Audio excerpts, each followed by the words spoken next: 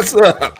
Hey everybody, how you doing? Welcome to The Drive. I'm Mario Smith. Welcome to the third largest city in North America, Chicago, Illinois. And thank you for being a passenger on The Drive today.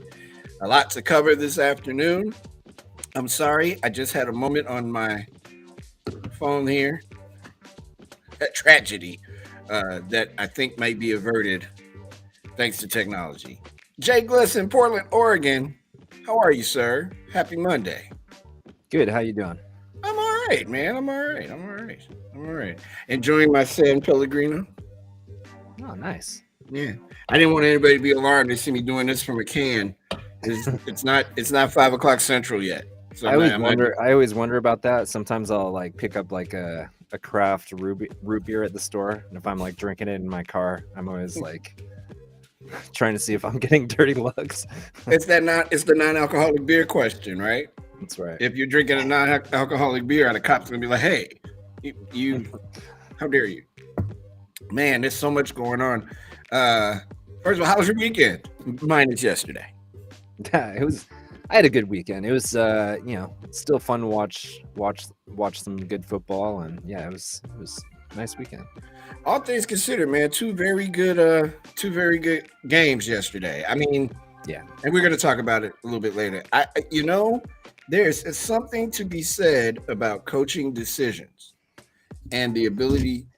Sorry about that, and the ability to make them and to make the right decisions, right? And then there's also something to be said about having your quarterback tell you, "Let me do it," even though you're up 21-10 or 3 or whatever it was at halftime in that Chiefs game, and a coach trusting his quarterback, who's a certain Hall of Famer when he retires, to do it. Sometimes you have to be the coach and be like, "No, somebody's got to be the adult. No, we're going to get this field goal and get these points and call it a day, go into the locker room at halftime with our head up and try to do more later." But the NFL has put on a good show this week. They cannot be it's hard to argue against what they've done. This postseason has been excellent. In fact, I heard that the reason why Major League Baseball went right to the negotiating table was because of those overtime games last week or 2 weeks ago. They don't want to miss out on this money train. People are paying attention again. They want to do it. So, But anyway, my weekend was nondescript. What did I do? I hosted a talk back with the Chicago Public Library. A friend of mine has a new book out called Energy Never Dies. My friend Ayana Contreras, and we did a talk back. I did it from here at the Resolute desk. So it was like being on the air with you, except there was no you. And then I recorded some stuff for the library this weekend, yesterday. So I worked. I've been working every day. That's what you do. Apparently. Recorded a podcast this morning. So yeah, man, just been busy. And what else happened? Oh, we're under a winter storm warning in Chicago. They're thinking like 6 inches on Wednesday. But my friend, his family in New Hampshire got wiped out. He said his brother had to plow his driveway 4 times in the space of 2 hours. They got hit hard, and now it's freezing cold. So if you're on the East Coast watching us, man, God bless you. I appreciate you. In fact, we do have some folks. Actually, you know what we do? Deborah, California's not the East Coast. She's in California. Verona is in New Hampshire. I hope everything is good with you, Verona. Let us know. How's everything? Are you okay? Clearly, you got power because you're on the chat here. Andrew's in Florida. Got a hell of a story about Florida for you later. Ooh, mercy. Bella's in Northern Virginia. Same with you. Are you okay? Everything good? Alex, it says Olay. Where's Olay? I don't know where Olay is. It's some. I think people are messing with us now, but it's YouTube, and they're in America. Okay. Hey, Jennifer Lopez. She followed me on Twitter, and I followed her back, and we had a little conversation. I just said thank you for, as I'm saying to everybody, thank you for watching the show. Thank you for listening to it on your Amazon supported devices. Or if you're checking us out on YouTube, we appreciate that. And also, you can join the chat at backchannel.tv and on YouTube. I have something in my eye. And Cole in South Carolina. Hey, Cole. What's going on? So, yeah, that's it. Weekend's over. Back to work this week. We got stuff. We got things. So we should get to it, I think. Don't you think? Let's do it. All right, here we go. You don't have to twist my arm, brother. Let's start with the headlines at the top of the hour, and in the last, I guess, hour or two, a magnitude 4.5 earthquake near Medford, Oklahoma. More than 200 cities and towns were affected by a notable 4.5 magnitude earthquake that struck the Midwest. The USGS said today the early afternoon tremor was centered about 4.3 miles northwest of Medford, Oklahoma. The USGS gave the quake a V rating on its shake map, indicating moderate shaking and very light damage. I have seen some of the pictures from the earthquake, though. I beg to differ. That damage doesn't look light. But if you're able to hear us and you're in Oklahoma, give us a shout. Let us know that you're good, please. We are very interested in making sure that our people, our passengers on this drive, are okay. The FDA has granted full approval to Moderna's COVID vaccine. Gliss, I thought they did this already. I thought the FDA had. Maybe I'm wrong. The vaccine called SpikeVax is the second to receive full FDA. Okay, there you go. The second to receive full FDA approval in the United States, joining Pfizer's vaccine. Moderna announced today that U.S. health regulators granted full approval to its COVID-19 vaccine, a shot that has been given to tens of millions of Americans since its emergency authorization over a year ago. The action by the FDA means the agency has completed the same rigorous, time-consuming review of Moderna's shot as dozens of other long-established vaccines. And then finally at this hour, 2 Connecticut detectives have been placed on leave for the handling of 2 Black women's deaths in Bridgeport, Connecticut. Lauren Smith Fields and Brenda Lee Rawls both died December 12th in Bridgeport, Connecticut. Their families say police failed to notify them of their deaths. Mayor Joseph Ganim extended condolences to the families of Smith, Fields, and Rawls in a statement Sunday, saying he was extremely disappointed with the leadership of the Bridgeport Police Department and find actions taken up to this point unacceptable. When we come back, we will dig deeper into the news, and I get to talk to Gliss more because I haven't only talked to him 18 times today. I have to talk to him more. We'll be back with more of The Drive with Mario Smith in a moment. You're watching Backchannel.tv.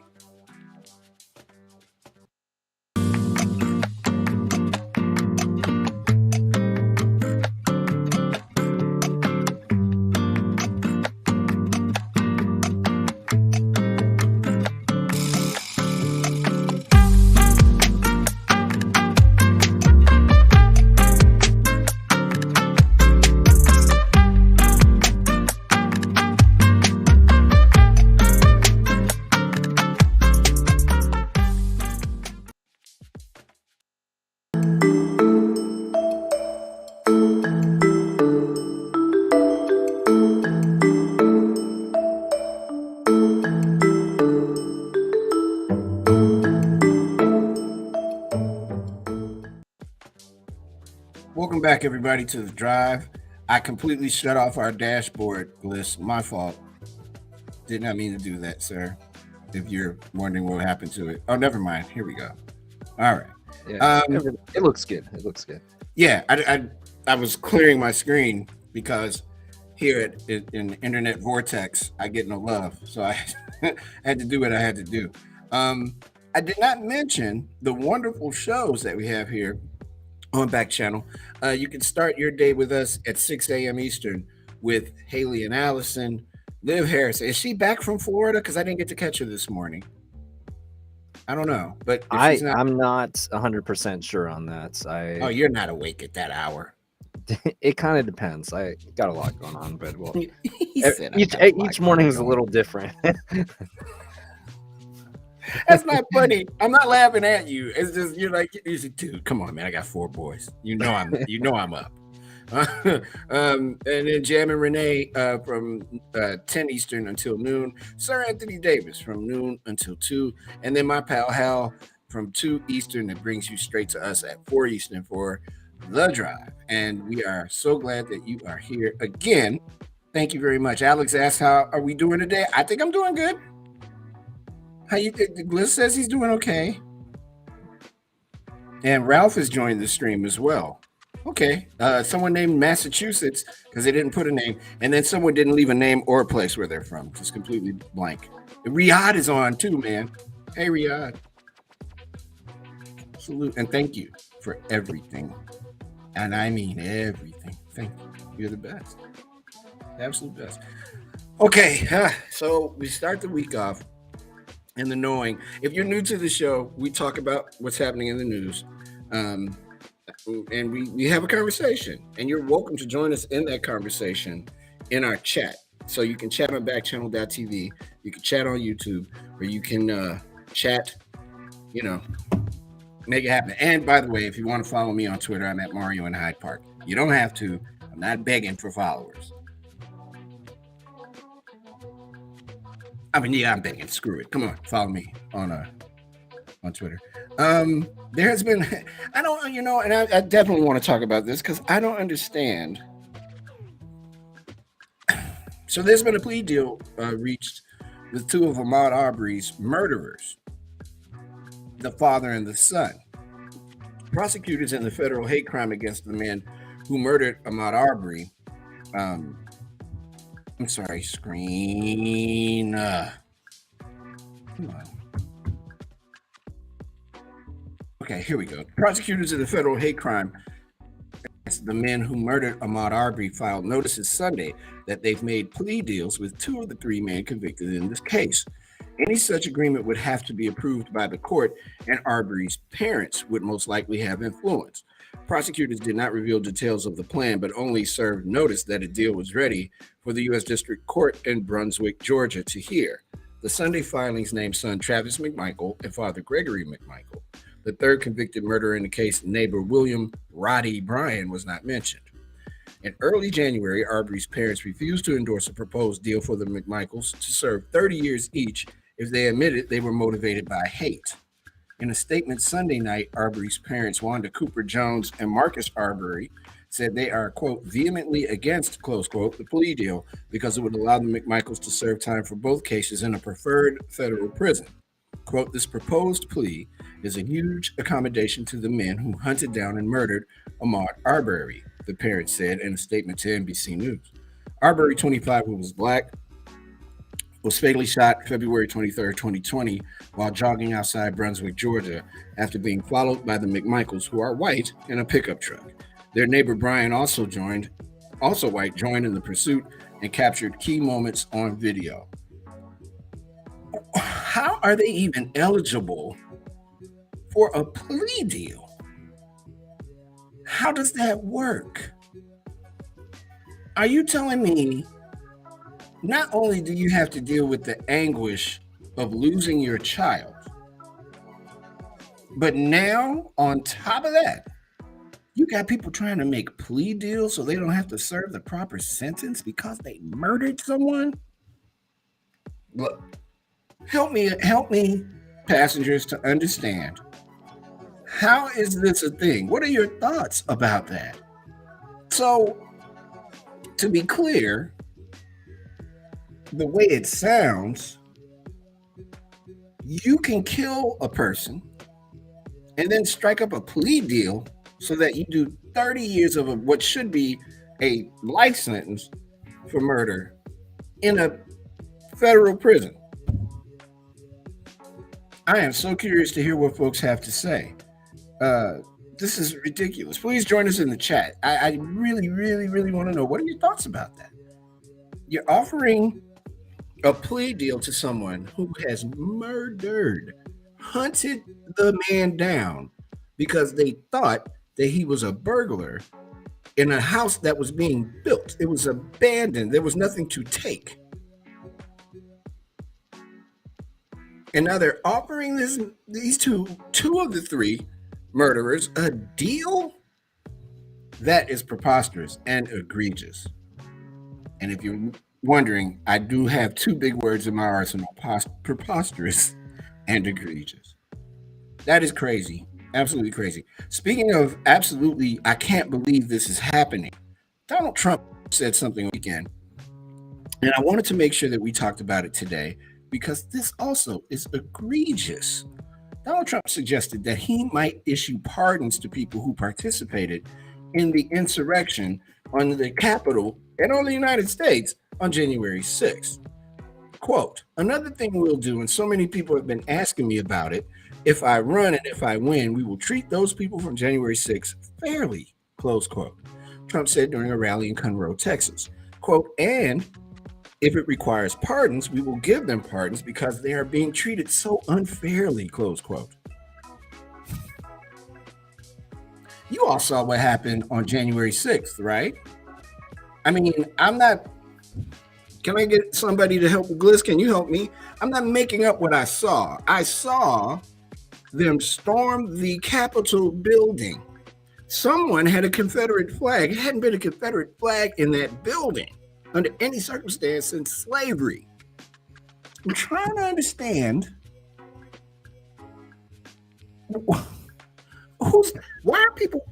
why am I treating Donald Trump like he's a policymaker still? He does not make policy anymore. He is a private citizen. He is a private citizen, but he's also a private citizen with a lot of influence, I think. And I suppose. While that's not necessarily a good thing when, he's going out saying stuff like this. And, I don't know what he means by they're being treated unfairly. They're going through the justice system being treated unfairly, just like anybody else does when they commit a crime, which they, any of those people that are on trial, they committed crimes. And so I don't really, I guess it's just an attempt to kind of gain more, gain those people's, sympathy, whatever you want to call it, more from him. Yeah. But it doesn't make a whole lot of sense to me. It sounds like, well, okay, I'm not a lawyer. However, I play one on TV. If I hear him saying that and I'm on the January 6th committee, I'm demanding that he appears in front of me, not last week, like now. Yeah. Fly down there, grab him. Needed. Yeah. Yes, you need to explain why would you need to pardon anybody? What happened? So tell me about your involvement in the January 6th insurrection, former President Trump. What did you do? Why is it important to you to pardon these folks? He knows that it's coming. He knows it's coming for him. But that right there, that's as bad as the two dudes that killed Ahmaud Arbery. Yeah, you know what? It's cool. We'll just give you a plea deal. Hey, you know what? It's fine. You stormed the Capitol building. People died. Cops are injured. That's fine. Tried to kill democracy. Why don't we just, you know what? If I get in again, I'm going to give you a break because my followers believe that you shouldn't be getting hassled like you're getting hassled. This is crazy. Thank you, Bliss. Jesus. And you're right. It is crazy that he's no longer president and we have to talk about stuff like this. I mean, the chaos never stops with that guy. It's just like, look, it's impossible to get away from it. Understand where where I'm at on this, right? I'm not trying to make a political statement, and I don't think anybody that's going to hear this thinks it's one. You cannot try to alter the Constitution of the United States in a day. Where you made a decision 3 months before that January 6th was going to be the day that you tried to kill the Constitution of the United States by saying that the election was a hoax, which no one agreed was. Other people tried to say that it was, but it wasn't. And then you tried to overthrow the government of the United States. He tried to be a junta and have a military coup with people who were not officially military, but were militarized. And he's not in jail yet? And then he gets in front of these people in Conroe, Texas and goes, let me tell you something that's beautiful. I'm sorry, wrong voice. That's old Donald Trump. Let me tell you what's beautiful and accurate, okay? I'm just going to pardon everybody, all right? Pardon them all. Get out of here, man. That is crazy. I know I couldn't do that. And I'm sure everybody watching this knows that they couldn't do that. Unbelievable. And shame on the January 6th committee for not hearing that and immediately immediately hitting every news outlet available going, yo, he will be in front of us tomorrow morning if we have to issue an arrest warrant to get him up here. 2 stories in, Gliss. I'm ready for it to be Friday. Arr. Well, this isn't going to help either. Howard, Southern University, and other historically black colleges and universities continue to receive bomb threats. At least 6 historically black colleges and universities received bomb threats Monday morning, disrupting campus operations and launching police investigations. Southern University, Howard University, Bethune-Cookman, Albany State, Bowie State, and Delaware State University all received bomb threats this morning, according to campus spokespeople or on social media posts. 5 schools continue to investigate the threat and remain either on lockdown or have issued shelter-in-place orders. Southern University and A&M College received a bomb threat this morning, according to a statement from Southern in Baton Rouge, Louisiana. Classes were canceled and students are to remain in their dorm rooms until an all-clear is issued. University operations were also suspended until further notice. A Washington Metro Police Department spokesman confirmed to CNN that at Howard, the scene has been cleared with no hazardous materials found. It's the second time this month that a number of HBCUs received bomb threats that in some cases led schools to relocate students, faculty, and staff while searches were performed. The temperament of our country, man. This is crazy. Y'all, come on. People cannot endorse crazy. I'm not telling you what to endorse, but I'm definitely suggesting you don't endorse crazy, because that's just crazy. We had this discussion last week, but it's worth repeating. Have you wondered why your grocery bill is so high? I have. I've definitely wondered this. Grocery costs keep climbing. Prices of meat, seafood, produce, cereal, and other kitchen staples shot up 9% in 2021.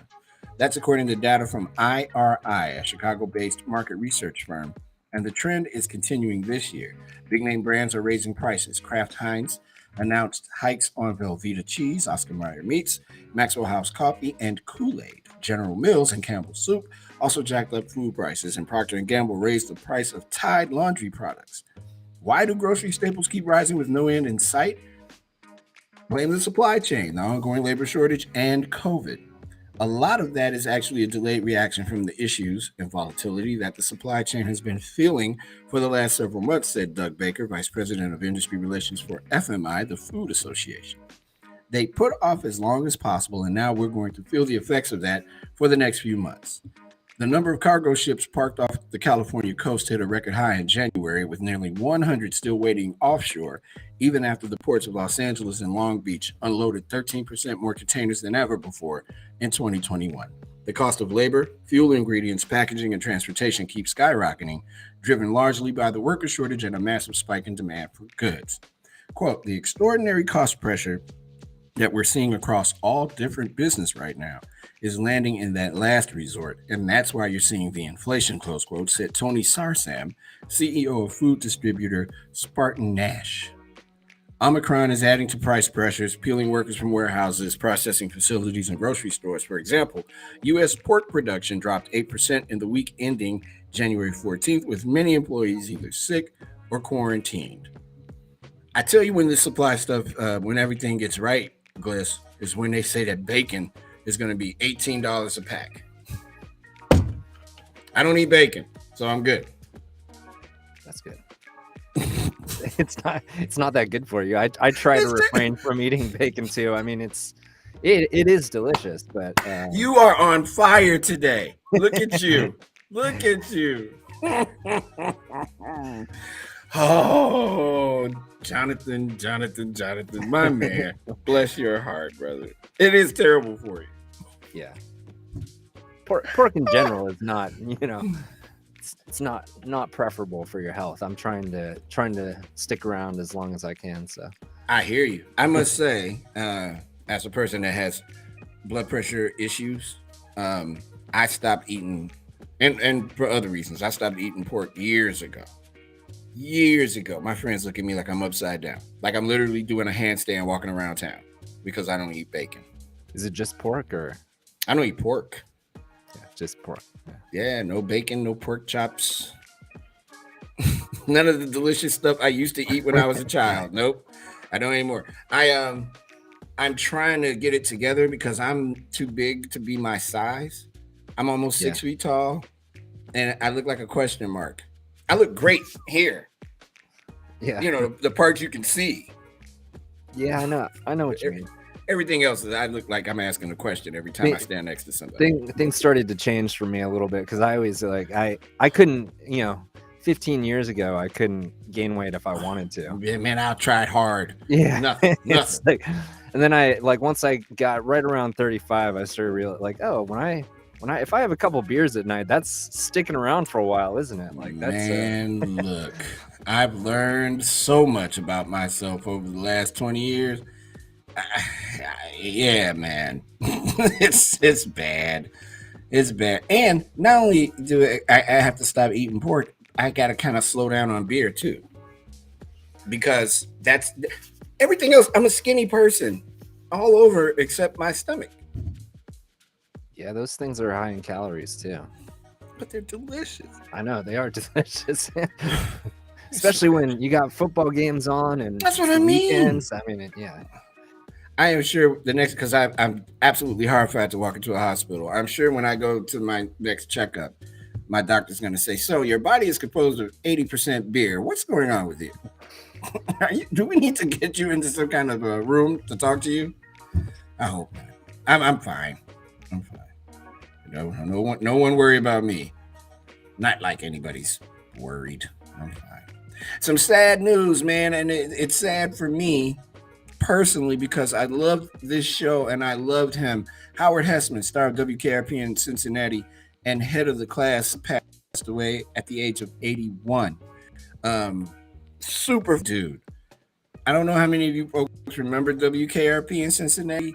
If you don't remember, well, what you might remember of WKRP in Cincinnati didn't involve Howard Hessman. It involved a character on the show by the name of Les Nessman when he went to cover the turkey drop.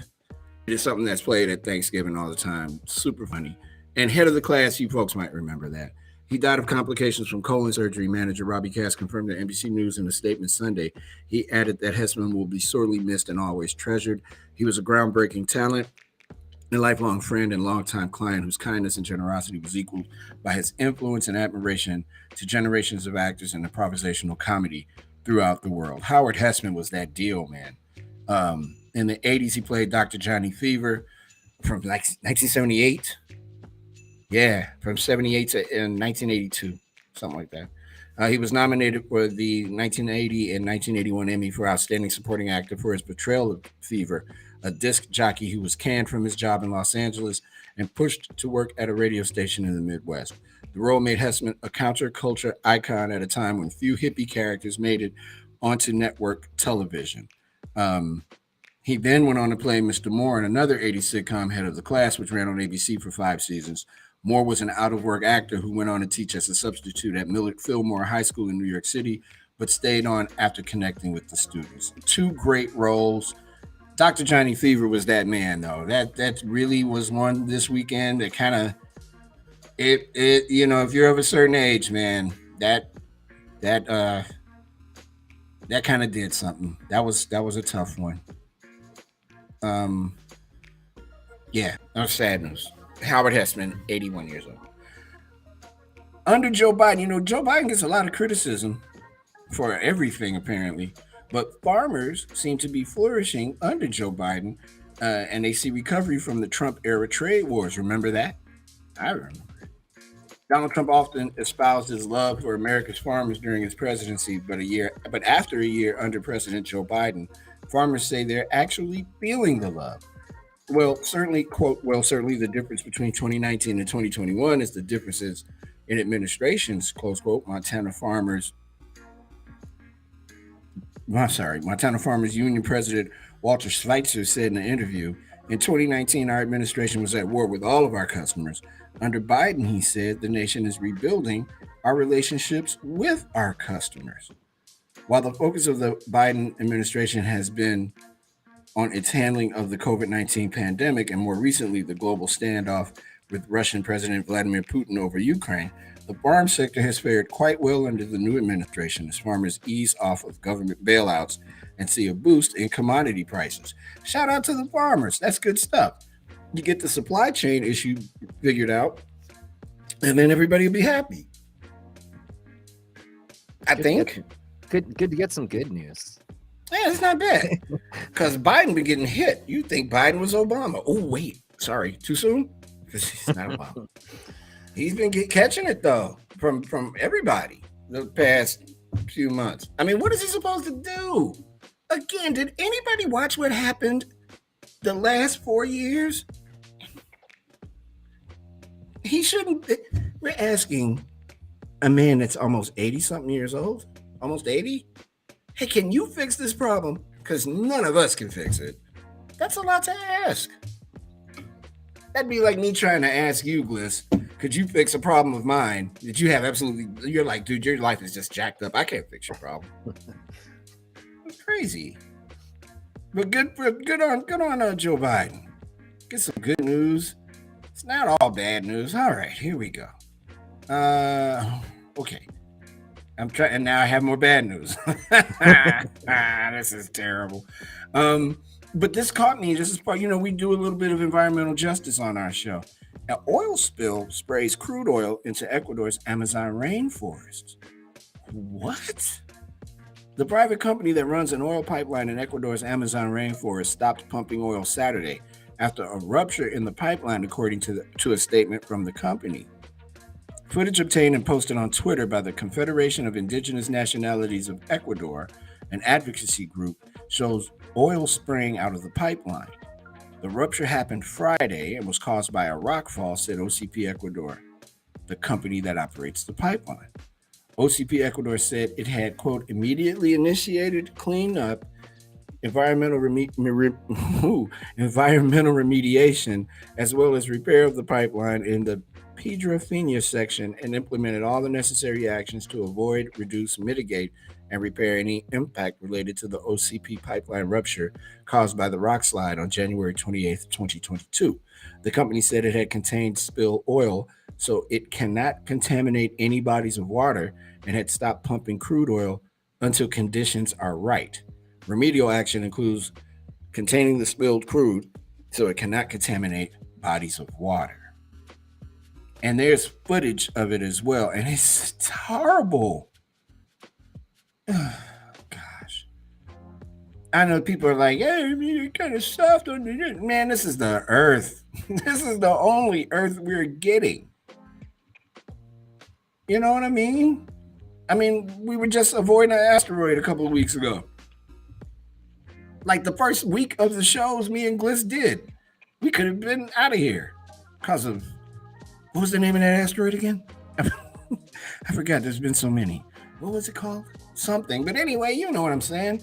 You only get one of these Earths, man. It's not like it's another Earth. Hey, guys, we're not. Anybody colonized the moon yet? No. We already talked about that. I don't think I want to go to the moon. So, one more time, just in case someone missed it. I'm down for going. I'm not trying to stay up there, but I'm down for going. I mean, I'll kick it almost anywhere, bro. I'm not afraid. I'll hang out. Moon. Sure. You can do that. But yeah, man, this oil spilling in the Amazon. They're already drilling oil, which they probably shouldn't be doing. I don't know, man. I get so scared. Sometimes I'm just like, yo, what are they trying? Are they really trying to screw with people? Well, this story is not going to make you feel any better either. For a certain group of people. Marijuana use may cause cognitive impairment even when not still high. That's it. Good night, everybody. Thanks for watching The Drive. I was going to say, I'm feeling a little foggy this morning. Is that what's going on? That might be it. Oh, this guy is blowing a big one too here. Oh, boy. Anyway. Scott Isbell had been smoking weed since he was 17. By the time he turned 19, he was having difficulty setting goals and meeting deadlines at college. You know what? Stop right there. I'm not going to even read the rest of this. You need to find better friends, Scott. Because your friends are giving you huff. You need to find You need to find better friends, man, because they are not your friend. And I have this might be the first time I've absolutely stopped reading a story right in the middle of it. Come on, who are you hanging out with, Scott Isbell, 19 years old? First of all, take a tip from old Uncle Mario here. Stop purchasing stuff from people you don't know. Get a guy, get one guy. Just lean on that dude. It's like you got an electrician or a person that does your shoes, or somebody that tailors your clothes. Because I don't know what that's like, but I imagine people have a tailor. Then that's what you find one guy and you stick with him. Somebody come and repair your. Do they still repair televisions? No, you just buy a new TV, right? If the tube goes, do they still have tubes? How old am I? So. What the hell am I talking about? TV tubes. Yeah, get some new friends, kid. Hey, buddy, get some new friends. Where is he from again? Hold on. I'm going to make sure I have a line on this guy. I'm going to have to keep my eye on Scott Isbell. Where did they say he was from? He is from... Oh, he better not be from Oregon, Gliss. So I'm going to have to send you out on a mission. He's... Okay, hold on. He's now... Oh, he's from Boston. Yo, dude, come on. Now, I know you can do better. You're in Massachusetts. That's not a bad thing. But he's now a communications expert and a TV producer. There you go, Bliss. He works in a business. Yeah. There's hope for him. What kind of world do we live in where a guy his age can't find a guy? We've let our entire generation underneath us down. I've let you all down. I'm sorry. I really need to get it together. Full responsibility, Mario. Oh, no, screw that. I'm taking it because if that's happening to him, God knows how many more people it's happening to. Oh, David is joining us, man. He's from Grenada. Wow, word. Peace. What's up, David? Francisco is joining us as well. So is Andrea and Kat and Danielle and Ralph. Who else here? Jennifer Lopez is in New York. Bella and Verona and Deborah. We're spanning the globe today. I like this. And Riyadh was here, but he bounced. Oh, he's probably still watching, just doesn't want me saying his name. I'm pretty sure of that.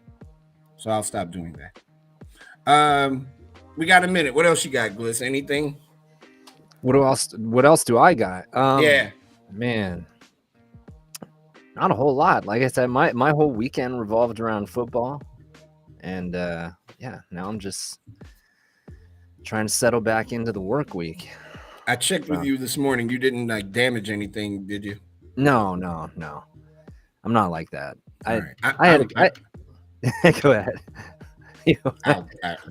I had a few beers during the game, and it was sad, but I wasn't shocked. I mean, it turned out to be a really good season for San Francisco, especially how things started off. I will say it was very fitting for the game for Jimmy Garoppolo's 49er career to probably end that way, because that was like a microcosm of his tenure in San Francisco, where it's like all the guy does is win, but you're just waiting for something to happen in a crucial moment. And he's like running for his life and just flops the ball to the other team to seal it off.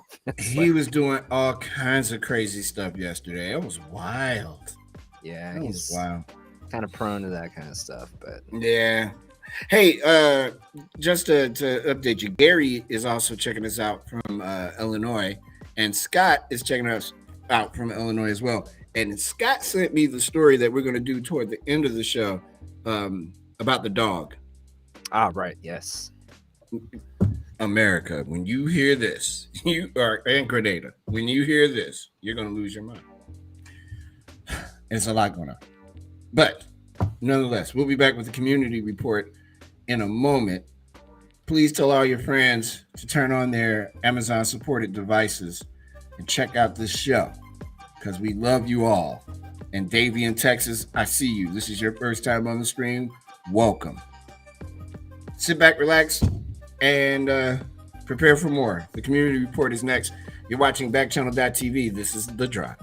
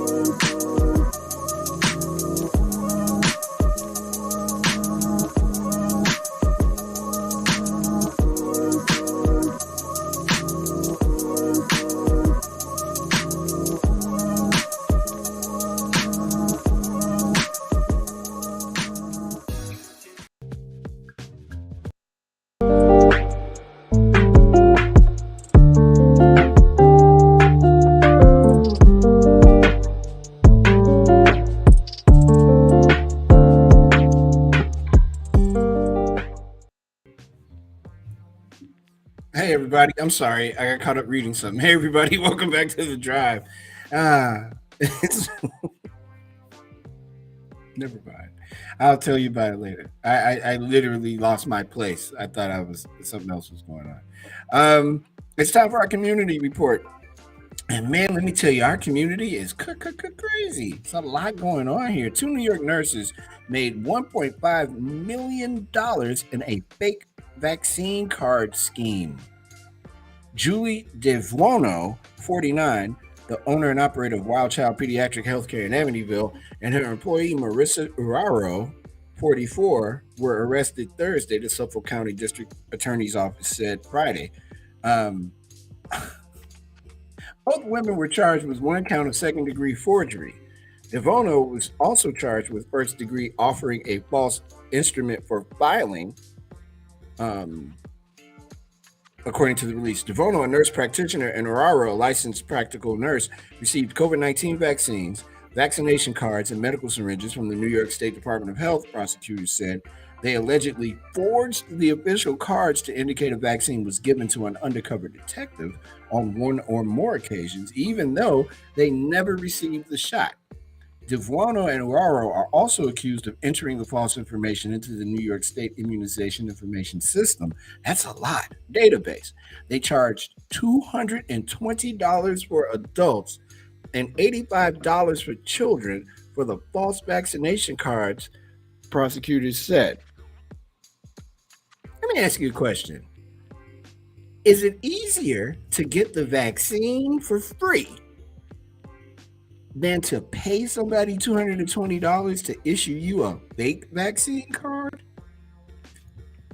Wouldn't it be easier to just get the vaccine? What? Logically, yes. Do I operate on a weird system of logic? Because to me, I'm not going to pay 200 and something bucks for a card. I can run and grab my card and show you it's not worth $200. Everybody has one now. Everybody should have one. $285 for a child. I don't have any. What if I had like 5 kids? Hey, I just want to get this over with. Here's all my damn money. Just come on, give me those cards.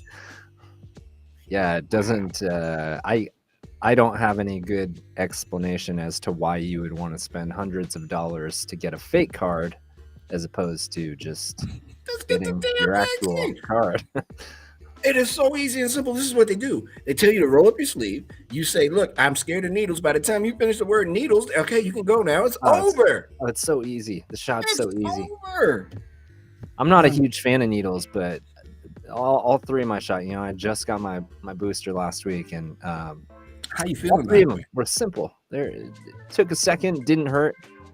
I feel fine. I felt pretty crummy on Friday, but when I woke up on Saturday, I felt mostly okay. Okay. So I only got probably about 36 hours or something of not feeling too great. So I worry about you. Lucked out.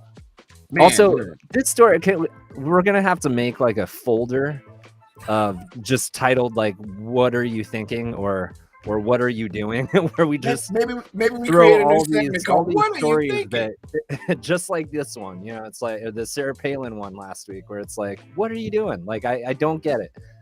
What are you doing? What are you doing? What are you doing is perfect. That is a phrase in Chicago that people say. What are you doing? So yeah, what are you doing? We need a "What are you doing" segment. Exactly. And I just, despite like the people that are actually paying to get these fake vaccine cards when you could get a real vaccine card for free, what are these women thinking? They just thought, I'm just curious, like what their plan was, how they thought they made $1.5 million. I know, yeah, and that's a lot of money. And so, like, what were they gonna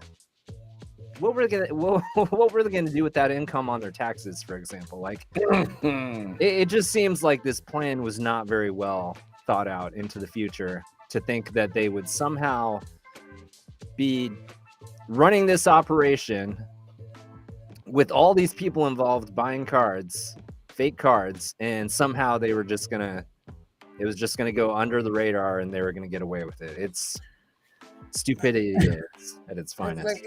Like, hey, look, this is what we're gonna do. We're gonna sell fake vaccination cards. Well, what if somebody says, hey, what are you doing with these fake cards? Hey, don't worry, forget about it. Don't worry about the fake cards, all right? Just go on. We're gonna sell them, make $1 million, $1.5 million, $1.5 million. How do you when you file your taxes?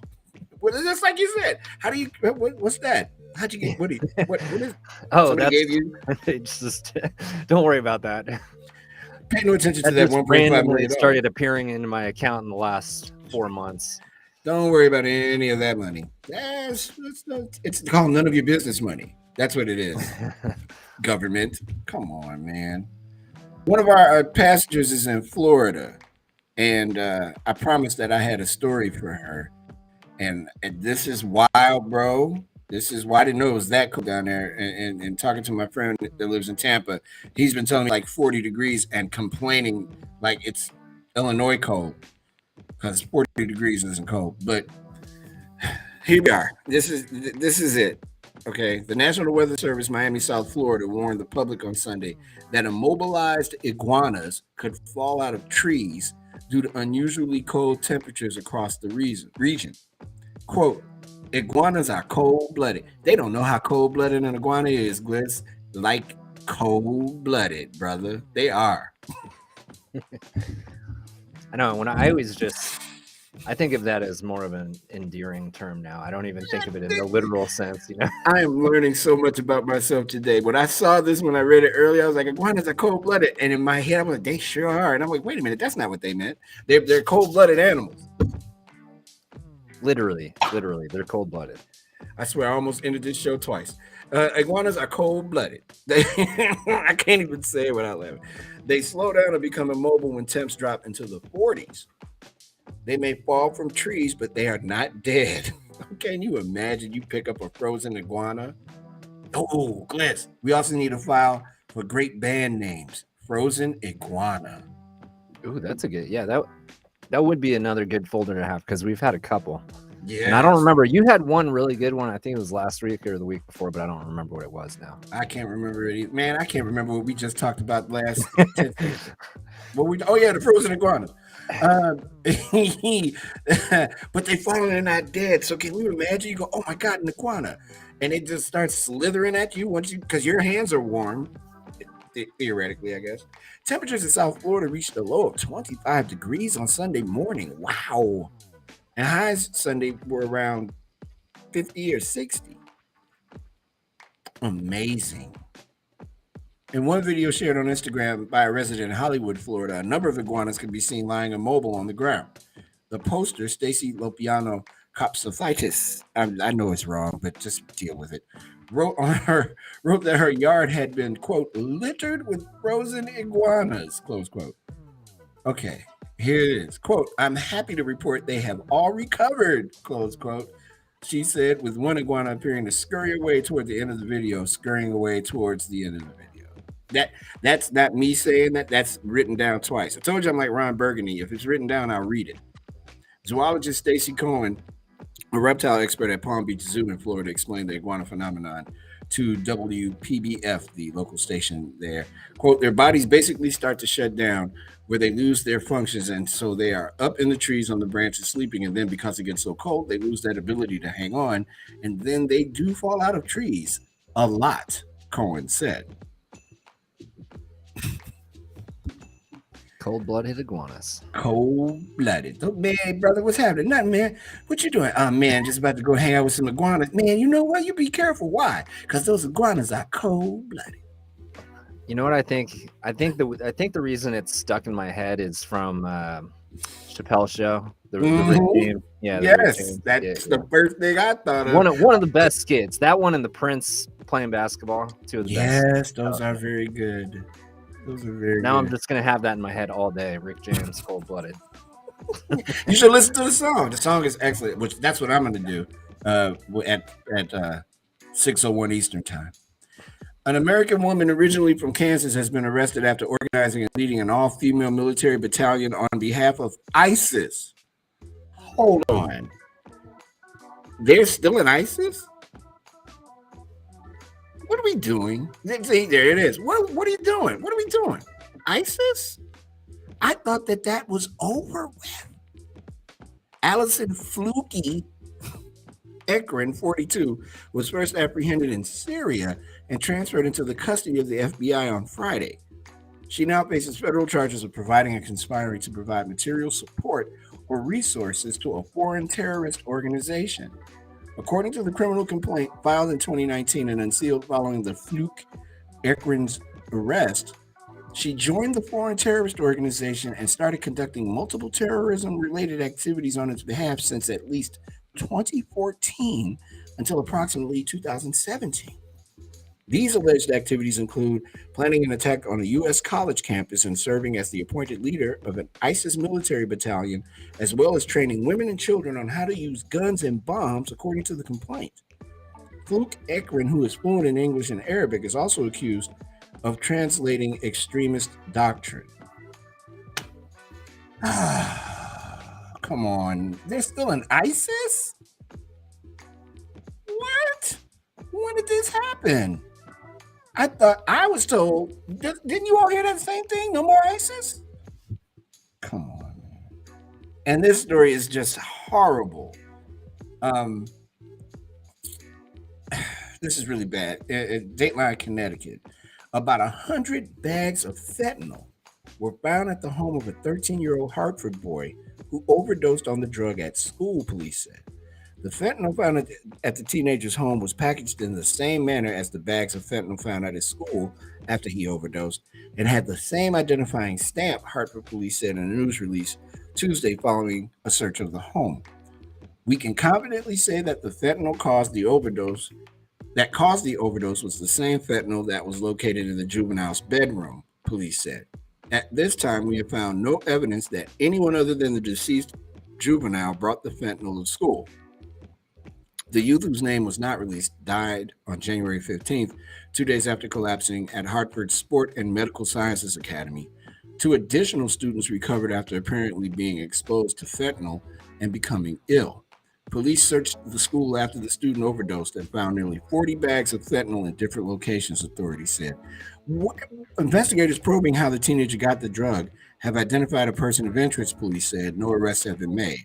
The teen's death prompted renewed calls for schools to stock the opioid antidote naloxone, as well as for training on how to recognize and respond to overdoses. Question: where is this little boy's mother and father? And how did they not know that their son was basically harboring fentanyl? What are we doing? We should change this from community report list to what are we doing? There you go. Right. What are we doing? What are we doing? Look at that. What are we doing?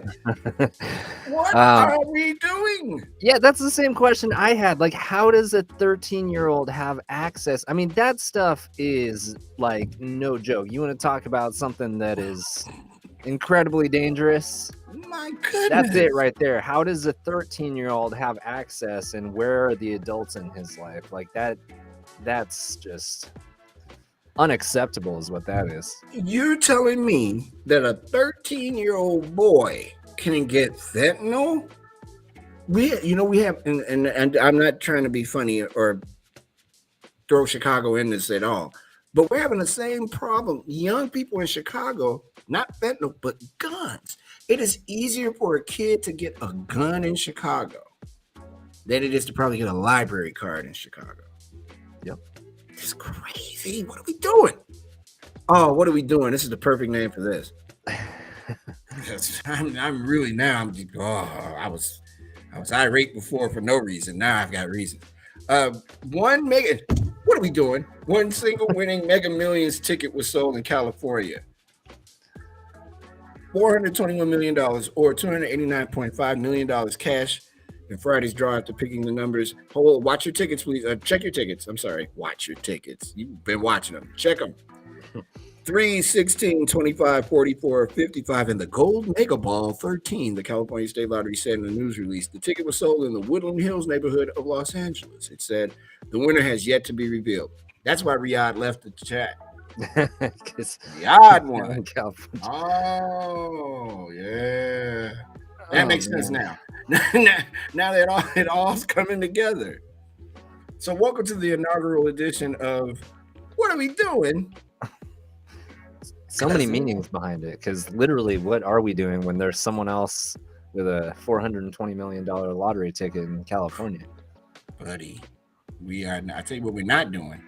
We're not hanging out with them, because whoever it is, we need to be running up on them right now and asking them, "Hey, what are you doing? Let's go. It's time for us to get out of here."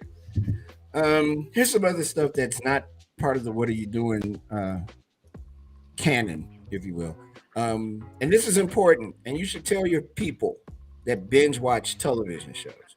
We're all prone to binge watching our favorite TV shows more often than we'd care to admit. However, new research suggests couch potatoes have a 35% increased risk of developing a condition dubbed the silent killer. Recently, scientists revisited 3 studies of more than 131,400 people in the US and Japan conducted between 2016 and 2021 in order to better understand the impact watching TV has on your chances of getting VTE, a venous what, Mario? Thrombolism. Yeah. Oh, no. Venous thromboembolism. Oh, potentially fatal blood clots that form in the leg. The findings suggest those who watch TV for more than 4 hours per day had a 35% higher risk of developing VTE than those who watch TV for less than 2.5 hours per day. Just 3 minutes of moderate exercise for every hour of sedentary activity can slash the risk of early death. The same button used to press, this is in the story too, this is great. The same button used to press play generally will pause a program. Use it. Get up and do something. Your program will still be there when you get back. Did you write that last part? No. I would have, because that sounds like something that you and I would both say. Like, get up, shut up. Pretty much. Move around. You'll be okay. I've been trying to make it a habit to take the dog for a walk or get on my stationary bike back here before the show, so that I'm not like, because I know I'm going to be sitting here for a few hours. So I've been trying to get in some activity earlier in the day before the show for that very reason. I got to turn the rest of the lights on in Studio City, so when we come back with oh God, Mario, come on, man. I'm sorry, knowing that Riyadh won all that money just threw me all the way off. When we come back with the entertainment stuff, I'm gonna go switch all the lights on in Studio City here, and then we'll do that. But yeah, I had to record earlier today, so I did get a chance to walk a little bit. And I'm gonna step out tonight because it's like 30 degrees. That's a heat wave here, buddy. I gotta enjoy it. It's gonna be 40 tomorrow. Before the snow of the century comes. I'm not worried. But I do want to make sure that everybody on our in our chat is okay. James has joined the stream. It's his first time, and Davey's first time. All of our new folks. James in Ohio. Thank you, man. It's nice that you're here. I really appreciate it. I appreciate all you guys being here on the drive. You have no idea how much me and Bliss appreciate the fact that you guys keep coming back. Keep coming back. In fact, stay where you are and then come back. That doesn't make any sense. We'll be back with Have No Fear. The camera's here. It's time for entertainment. After this, you're watching The Drive with Mario Smith on Backchannel.tv, YouTube, and on all of your Amazon-supported devices. We'll be back.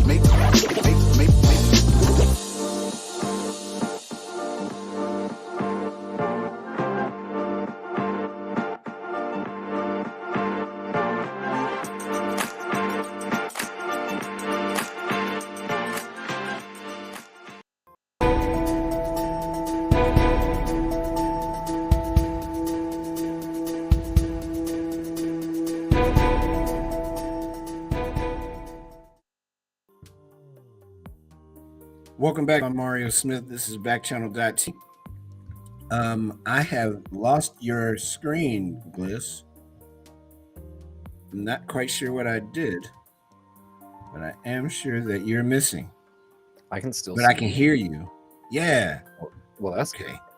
Yeah. Well, that's not bad. But what is bad is that you're gone. Hold on. Ah, there you are. Ha ha. Found you. Got a little worried there for a moment. I can't be losing my friend. You know, that's disappeared all we into got. the metaverse or something like that. Yeah, it was something silly I did. I'm pretty sure of it. I think I reconnected everything again. Again, I've lost it. I keep cutting off the chat. I want to talk to people. They won't talk back though. It's weird. I had a friend of mine say some very nice things. By the way, I didn't even tell you this earlier about this show. That they really liked the show and that they dig Back Channel too, but that they were vested was the word in making sure they catch us. And that they That's really good. like what we're doing. Yeah, I thought so. It was a I mean, good it's compliment. awesome to see all these people that show up for the first time. It's even more awesome for the people that come back to see Hey, us. Curtis. Yeah, exactly. Curtis is here. He's new watching the show. He's in Georgia. All right. Hey, Curtis. Nice, man. Thank you. Really appreciate it. And Andrea and James and Alex and David, Francisco and Andrea and Verona and Bella, Jennifer Lopez. Jennifer Lopez came back. And Cole.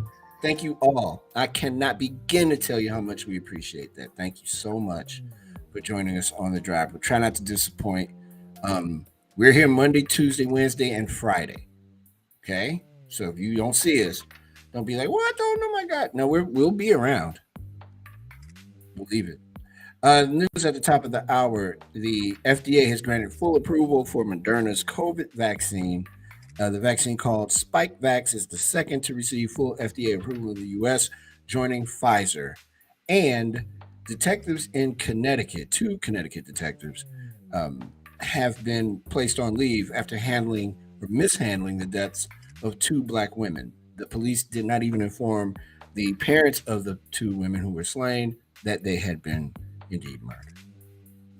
Sad stuff. We've got some headlines too in entertainment before we almost said pass out, Gliss. Haha.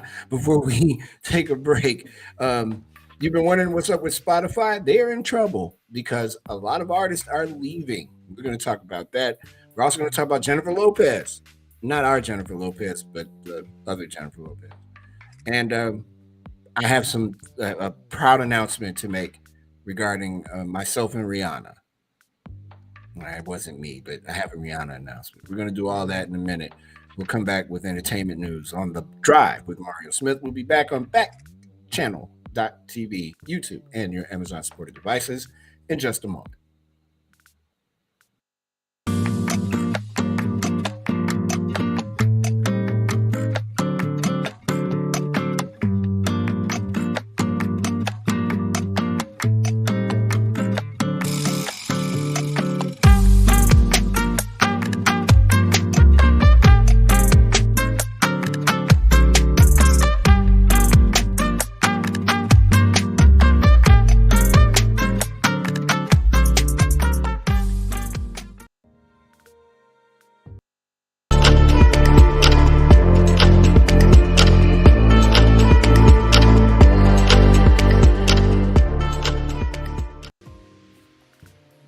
Hey, everybody. I know you saw me doing all this. I'm sorry. Have no fear, the camera's here. It's entertainment time, and Spotify is on fire. Did you know, by the way, that Jared Kushner's brother is one of the owners of Spotify? I did not know that. Joe Rogan is responding to the growing protest over COVID-19 misinformation on Spotify.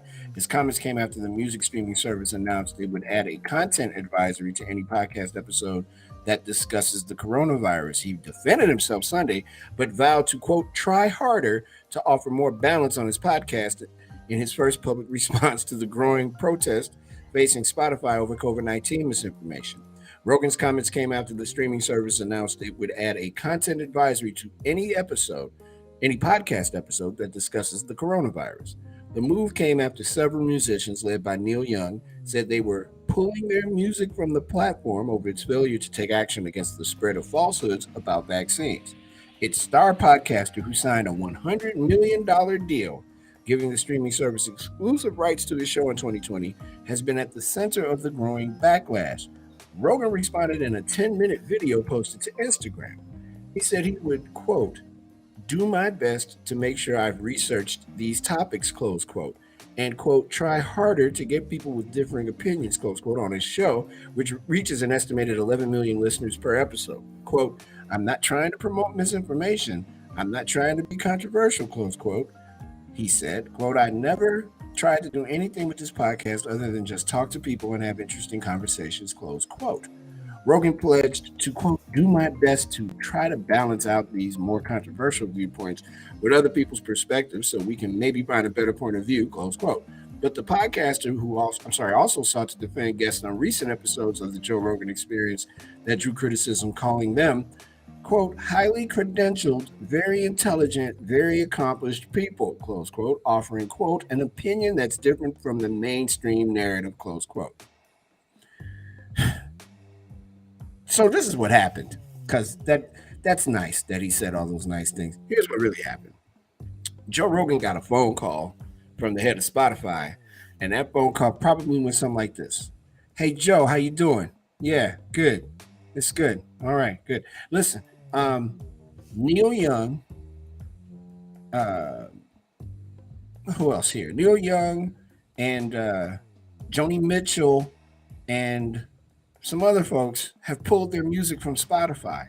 And I know you don't know who Neil Young or Joni Mitchell are, but a lot of people do. And if you're not apologizing after I hang up this phone, you're fired. And we'll get our money back, believe me, because there's a contract. And that ink is in disappearing ink on our end. We'll cancel you. Not cancel you like fake cancel, like cancel your show cancel. How do you do that? How do you then try to say, well, we want to have people with varying opinions? No, you don't. You really don't. You told Aaron Rodgers that it was okay to eat tree bark or whatever the hell he did when he lied to the NFL and said he didn't have it. But that's not the worst thing Joe Rogan's done, Gliss. Did you hear how he described black people? I did not hear that part, no. Yeah, so I watched this earlier today. I did not have a chance to translate it to you. Trevor Noah, it's on CNN.com. Okay. Trevor Noah responds to him doing it. Joe Rogan says that there's no such thing as black people unless they are super dark and fully melanated and come from the darkest part of Africa where they don't wear clothes. He said that. That's more than enough reason to get off of Spotify, if you ask me. And then Trevor Noah's response is gold, which I won't try to replicate here. But at some point, somebody at Spotify has to be like, hey, Joe, shut up. Yeah.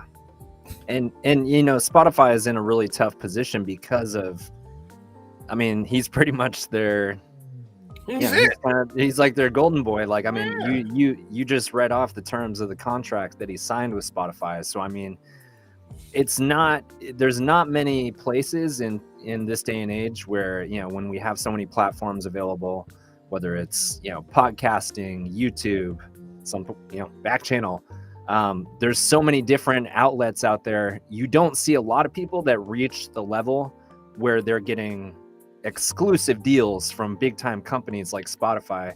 And since you brought up, you know, that he probably got a phone call, I'm guessing it probably has a little something to do with this right here also. Oh, yes. Because, you know, Spotify is probably looking at their that's not a joke for them, because they're I mean, it's one thing to have artists, you know, like pulling their music and stuff like that, but when you start crunching the numbers and look at it that way, I think that probably makes Spotify a little uneasy.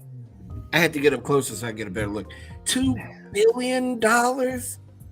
Oh, I'm telling you, people may not know who Neil Young is, but Spotify knows who Neil Young is. Gary says that Randy Watson and Sexual Chocolate have pulled their music off Spotify. Yeah, they did. That's crazy.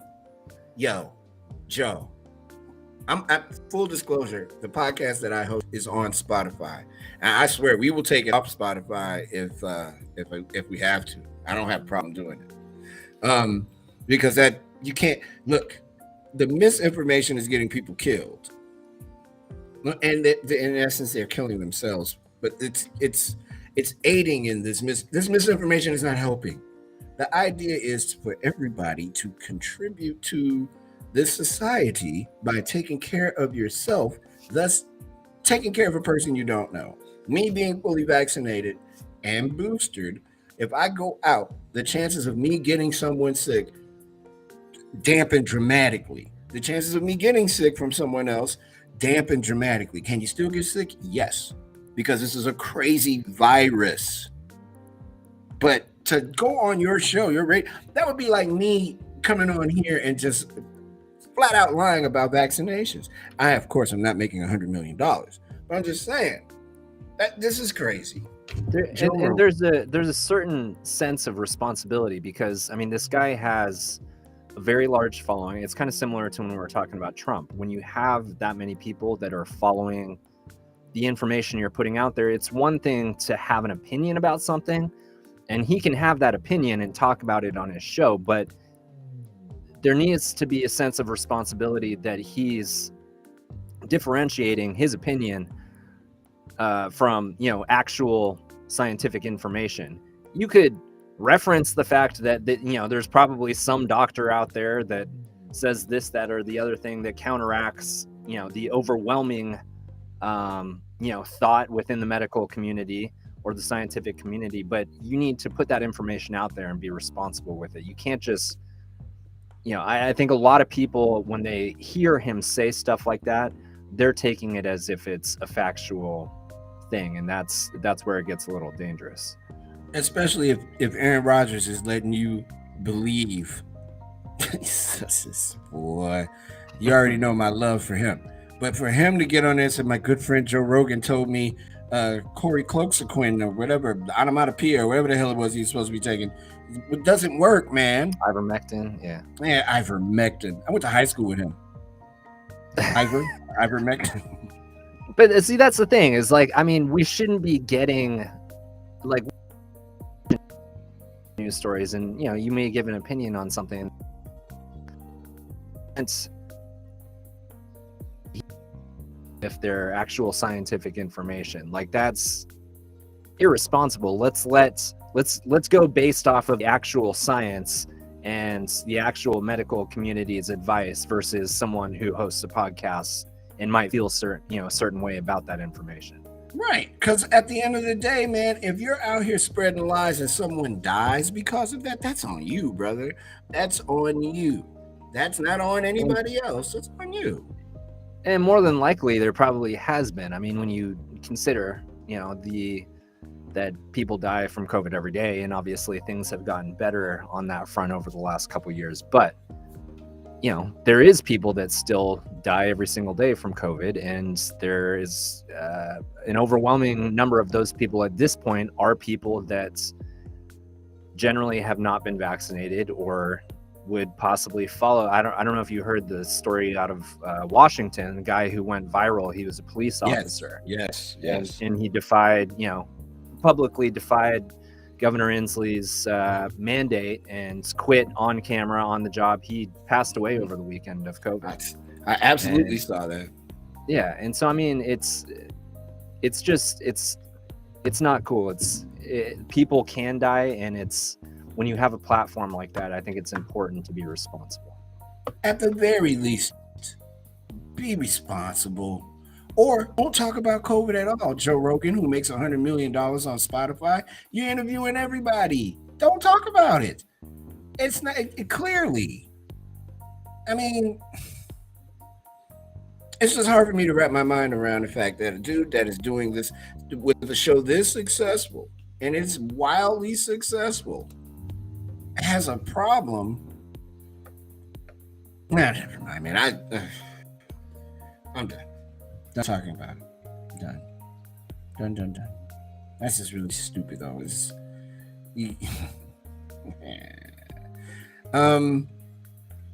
So Michelle Obama has a organization that she's fronting called When We All Vote. Full disclosure again, did some stuff with When We All Vote this past summer. Top notch organization. A bunch of stars are joining it. Becky G and Bretman Rock have confirmed appointments as co-chairs. Also, Selena Gomez, Tom Hanks, Janelle Monáe, Lin-Manuel Miranda, Chris Paul, Megan Rapinoe, Shonda Rhimes, Kerry Washington, Rita Wilson, and Liza Koshy. Do you know who Liza Koshy is? I do not. Look her up. She is the best. She's funny. She can dance. She's very, very pretty. But she's like, I think she's the next big star. Mario Smith, talent agent. The next big star in our country, Liza Koshy. That's Koshy. Liza Koshy. Remember, I told you that. And finally, yeah, you should look her up real quick. She's very pretty. She's very, very pretty. And finally,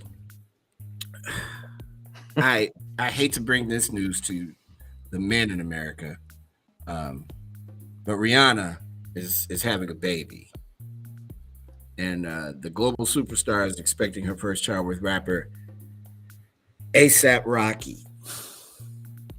You know, really, really sad that not sad that she's having a baby. I'm happy she's having a baby. You know, congratulations. Babies are awesome. I mean, best thing ever. They tell jokes. They sing songs that make no sense. They speak in unintelligible English. Babies are great. But yeah, she showed her belly. And I was looking at her. She was talking on something over the weekend. And I was looking at her face like something's going on here. And I was like, is she eating too much? Clearly, she's having a baby. So congratulations to Rihanna and A$AP Rocky. I'm sure all the men are hurt. Take it easy, guys.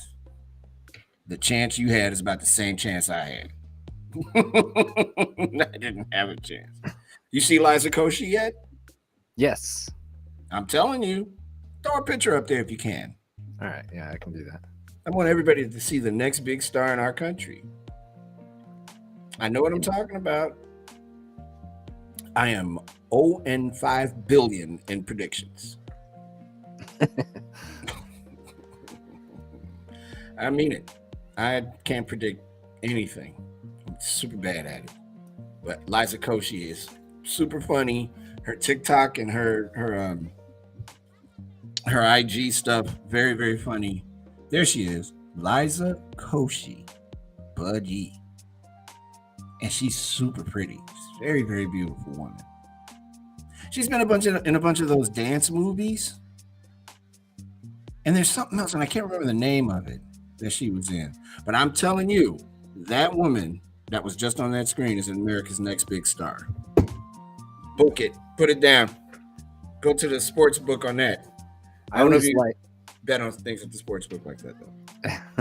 I like people who are multi-talented, who have many different lanes. I like that.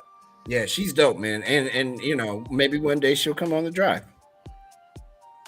I hope so.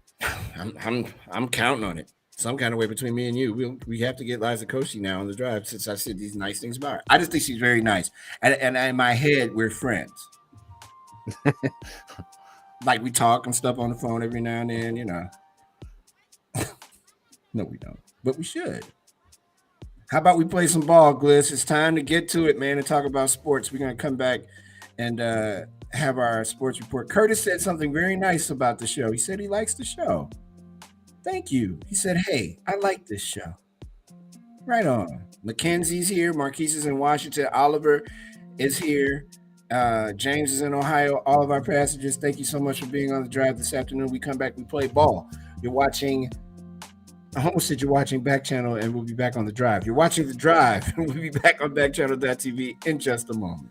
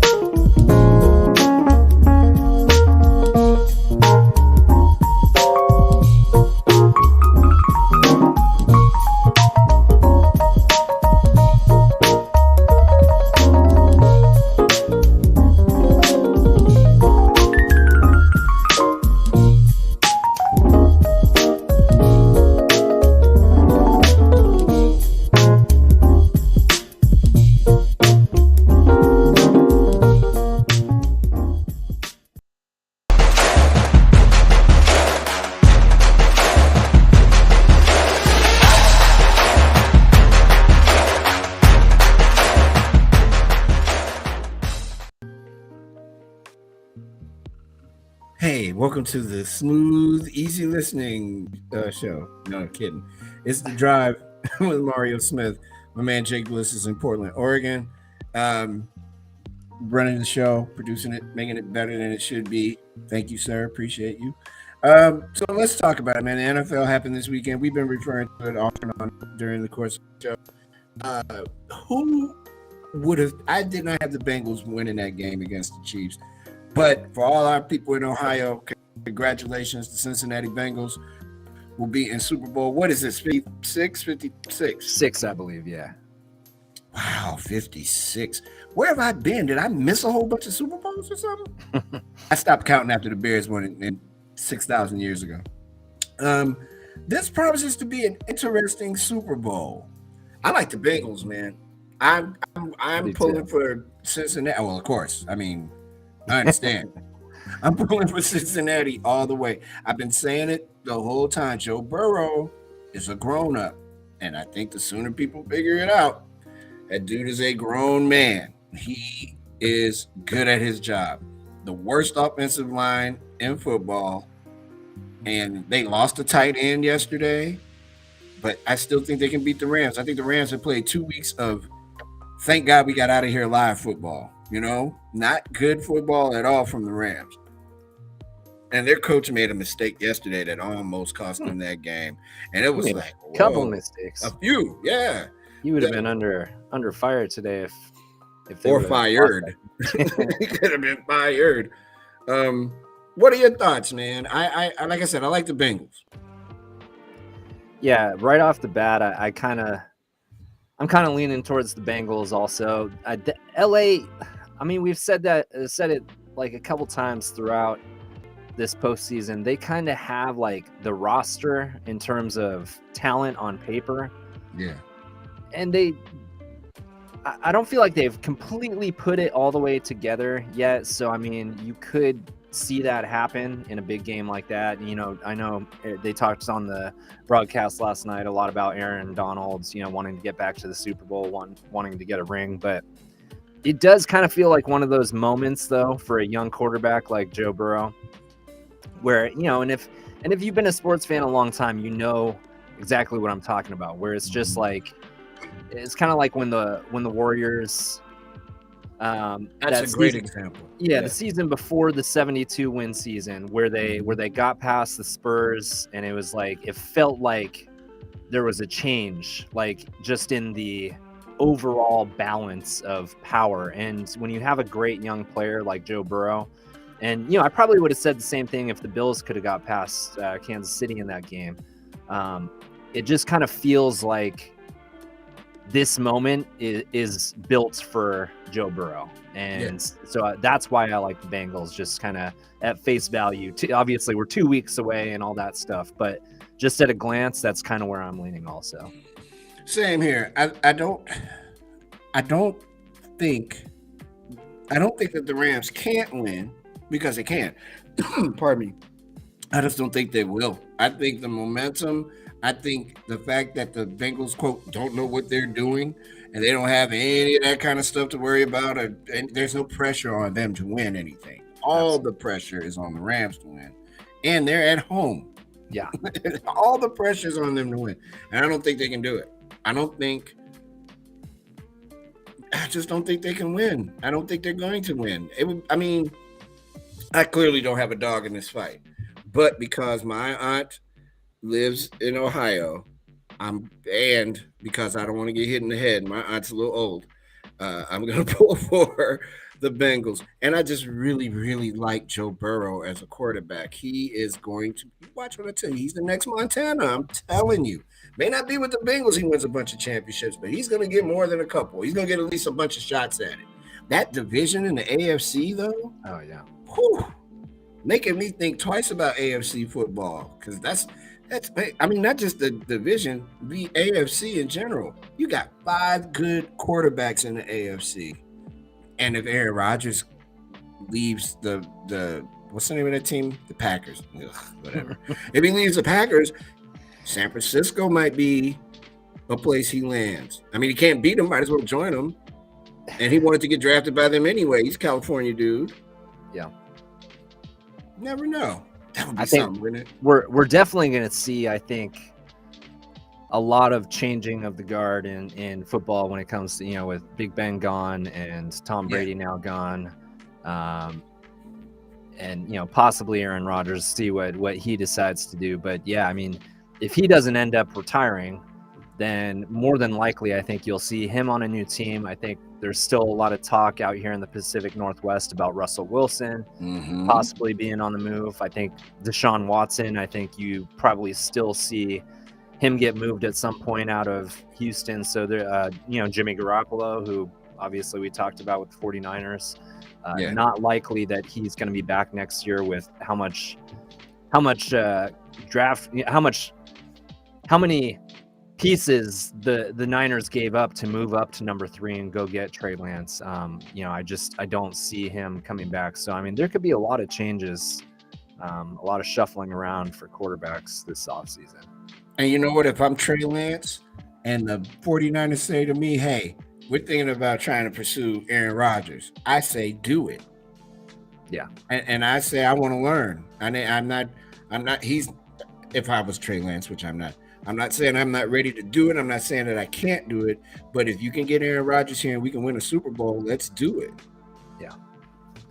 Yeah. And that's the thing. I mean, if you're the 49ers, I think you've now seen kind of Jimmy Garoppolo's ceiling, and he's a very loved person, within the fan base. And I think there's been kind of a split, in the fan base, because early on when they were struggling, a lot of people, myself included, were like, hey, look, like if this season's going nowhere, you moved up to get this kid, like let's give him an opportunity and let him go through it. Yes, there's going to be ups and downs, but he needs that in-game experience, and I don't think they'll let it go any further now that they've kind of seen they kind of kicked the tires on Matthew Stafford before he was acquired by Los Angeles last year. So yeah, unless they have an opportunity to go get someone like Aaron Rodgers, then I definitely think they're gonna hand him over the keys, and you'll see Jimmy Garoppolo go somewhere else where he can be kind of a game manager somewhere else. Put Garoppolo in. I can't put him in Jacksonville. Put Garoppolo in Tennessee. Yeah.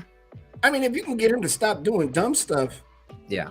In the midst of being in a panic because he's running for his life, he's okay. He's a pretty good quarterback. Well. I mean, he's just very frustrating at times. Like I said, you always feel like there's just something coming, like creeping up. But it's kind of funny because in terms of in close games in the clutch, like he's pretty good. I mean, he's one of the guys you'd want out there. I mean, you've seen him play in a lot of close games during these playoffs and make a lot of big time throws, especially when they're, kind of slant, kind of the old Tom Brady type of stuff, the slant routes and guys going up the middle. I mean, he's pretty money when it comes to making those kind of throws. It's just like every once in a while in a big moment, he'll do something that makes you scratch your head. And sometimes, the play it's not an interception, but it's like, what were you thinking? Like that should have been an interception. Right. So. Yeah, man. For example, today in Chicago, we introduced the GM and new head coach, Matt Eberflus, today. And Gliss, it was the most coachiest. I almost cursed. It was so coachy and rah, rah, rah. He used the phrase Chicago tough. Oh, I hate when people say that.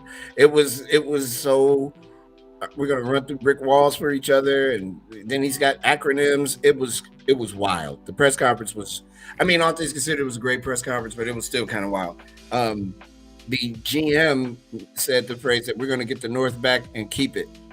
I'm like, okay, too bad you're not playing.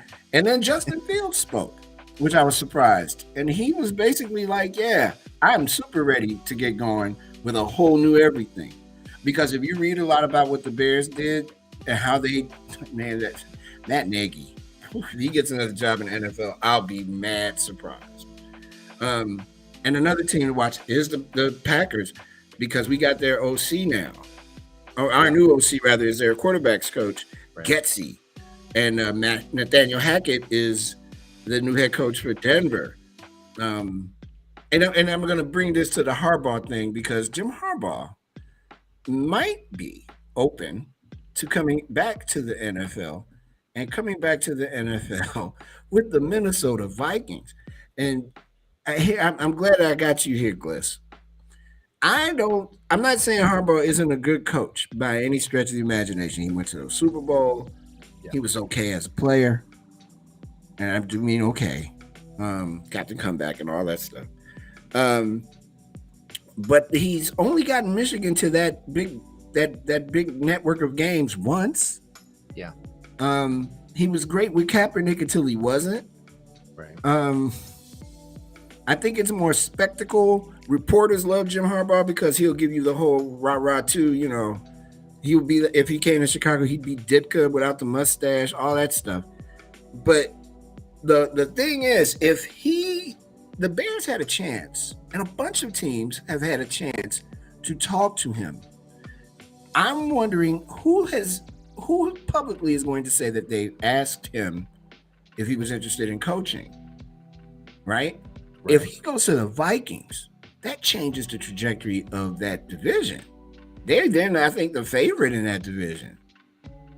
Because Captain Khakis is not going to have it any other way.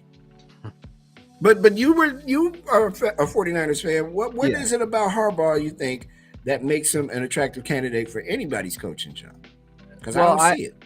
Yeah, I mean, I liked Harbaugh when he was in San Francisco. I think the issue that I would worry about if I were a Vikings fan is, and to be fair, Trent Baalke, who was the GM at the time, had a little bit of an ego. But indeed, and so does Jim Harbaugh. And I think a lot of the reasons that whole thing kind of got blown up is because Baalke had a strained relationship with Jim Harbaugh, and it was basically like a clashing that happens. And I mean, they were in the NFC Championship game, a couple of years in a row, went to a Super Bowl. And so it was, very disappointing at that time, because it's like the two guys just couldn't get on the same page, regardless of the fact that they were winning year in and year out.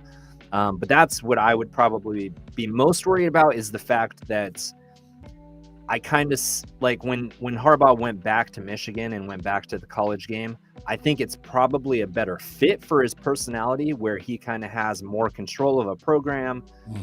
You saw how successful he turned that program around at Stanford, which is a hard thing to do. Like, I mean, Stanford is, yes, it's a Pac-12 school, but with the limitations they have with, the academic side, they do have some pretty strict academic requirements. It's not the easiest place to recruit good players. So, I mean, I think he should get a lot of credit there. And yeah, he hasn't had great success at Michigan, but I think that the college game fits his personality a little better.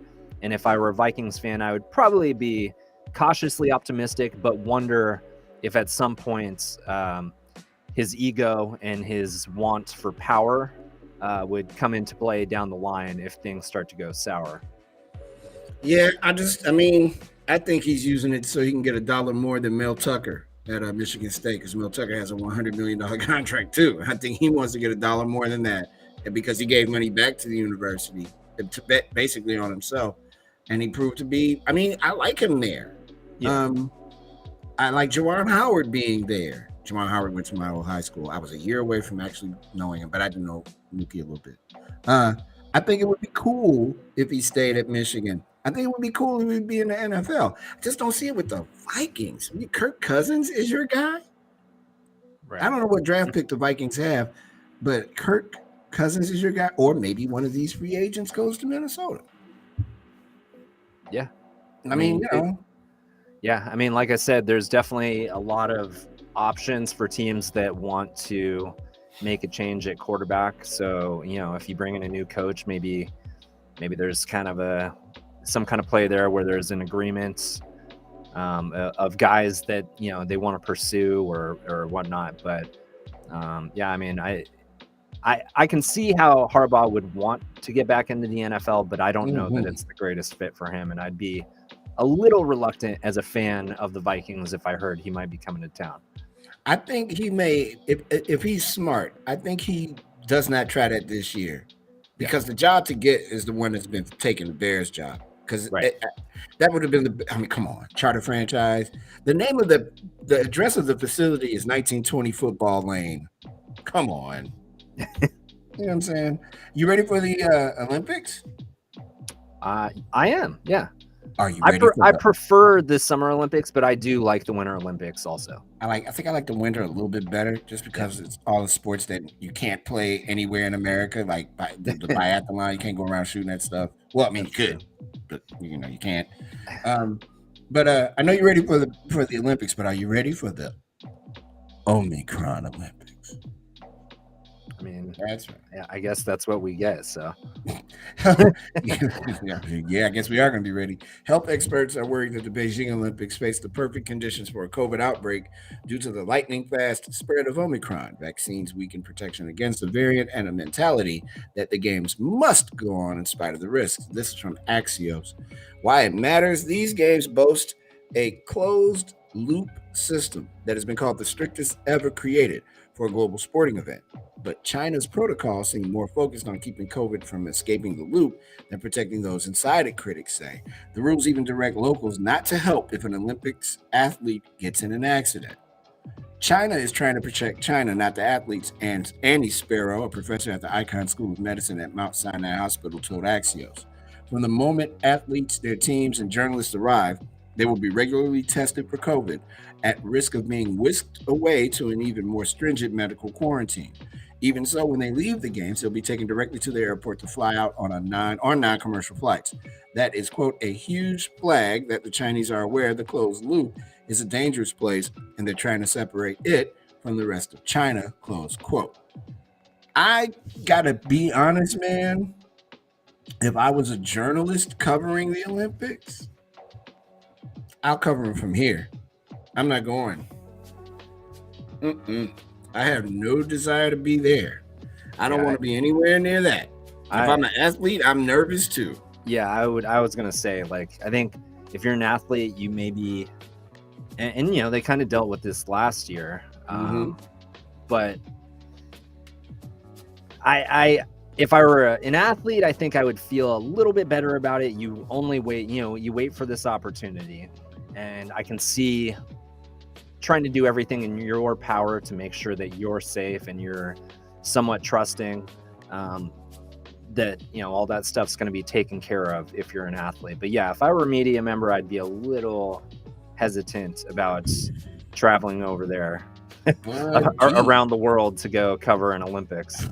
And you're telling me you're going to separate me from everybody? And no offense to anyone that is from China or is Chinese, the Chinese government is kind of like, yo, we do what we want. Right. We'll keep you here forever. As far as we're concerned, you always had it, and you always will have it. Nah, I'm good. This American man is staying in the good old USA. I can watch TV in the middle of the night and cover the Olympics from here, not from there. You know what, man? I watched a bunch of college basketball this weekend. And I gotta tell you, time of year. It's gonna be good. This is gonna be so good, man. These kids are balling, and they don't care. They're going for it. What was I watching? Kentucky and Kansas. Whew, man, the Blue Bloods playing. Yep, great basketball over the weekend. And Alabama, they're like really great, and then they're not at the same time. It's crazy. And I gotta say, if you're following it, get ready, because this is gonna be good. This is gonna be so doggone good. That Kentucky Kansas game though, Kentucky, Calipari's got them dudes like on 10. They're ready to go. They're ready. I would keep an eye on the running Rebels of UNLV. I think UCLA is going to be good. I'm not trying to predict any Final Fours or anything. I'm just saying, keep an eye out. I still like Illinois to be one of those teams that gets into the further rounds, to do some upsets here and there. Florida State was doing well, then they kind of went down. ESPN's rankings, we can go from the bottom to the top if you like, and we will. Let's start. We'll go to top 5. UCLA is 5. Purdue, Boilermakers are decent. They lost Garza, which I guess is a good thing, because he's a little bit too much. But they look good in the Midwest in the Big Ten, and they move up from 7 to 4 in the power rankings on ESPN. The Kentucky Wildcats, the aforementioned Wildcats, are number 3. They were number 10, but I'm telling you, they balled out against Kansas. It was a blowout, and it was a really good basketball game. The Gonzaga, don't wear your mask in here, Stockton. I'm sorry, wear your mask or don't come in here, John Stockton. Bulldogs, who are 17-2, are the number 2 team in the power rankings on ESPN, and the number 1 team is the Auburn Tigers. I also watched some of their basketball this week. Missouri was on it. They wanted to beat them up bad, but good basketball teams win games. They championship teams win those tough, difficult games, and Auburn came through. I'm really excited about the tournament. It is not far away, my friend. We're getting close. It is. This is usually about the time that I start tapping into some college basketball. So I thought about you. Fill out your bracket. I thought about you, it was Saturday, and I was like, college basketball. That's right. We were talking about it on the show. I was like, Glitz was saying this is around the time, and it is, because February is when you can kind of get into it and figure out where your allegiance is going to lie. Because when I fill out my bracket, it's busted first night, so it's just fun to do. I'm over it. I like doing the brackets as well, but I haven't had a lot of. I did when I was working the sports radio one year. I won the office pool. Nice. Which was actually, I have bragging rights because a guy I used to work with, he produced the show after my show. He produced the Afternoon Drive show. He's a younger guy. He ended up going to Vegas. He's like a big, he's a huge, I mean, to say he's obsessed with college basketball is like the biggest understatement ever. And now he's become pretty successful at being one of those guys that, super analytical and he does all the predictions and all that stuff. He works down in Vegas now, and that's like literally he just lives and breathes college basketball and makes predictions and goes, makes the rounds on all the big sports shows this time of year, giving his predictions and how to fill out your bracket and all that stuff. We're a big sports show. Let's get him on. Oh yeah, I can get him on. He's quite a character too. He's like one of those people, like you just ask him a question and then he just goes. Sweet. Perfect. That's exactly what I'm talking about. And by the way, Rafael Nadal won his 21st major by winning the Australian Open. Since they're ahead of us, that was like 6 months ago that he won it. And Nadal's getting older. It's kind of weird. I've been watching him a long time, man. It's kind of weird watching the people you dig, start to phase into the next part of their careers. He's still great, though. He was doing work at the Australian Open. Congratulations to him. When we come back, we're going to have something for you. If you like drones, sausages, and dogs, I got you. It's The Drive with Mario Smith on Backchannel.tv, YouTube, and on your Amazon-supported devices. Everybody that's joined, Gerard and Ezra and G, and Cindy says hello, and Luke and Mackenzie, and all of you guys, thank you so much for being on The Drive this afternoon. We'll be back right after these words.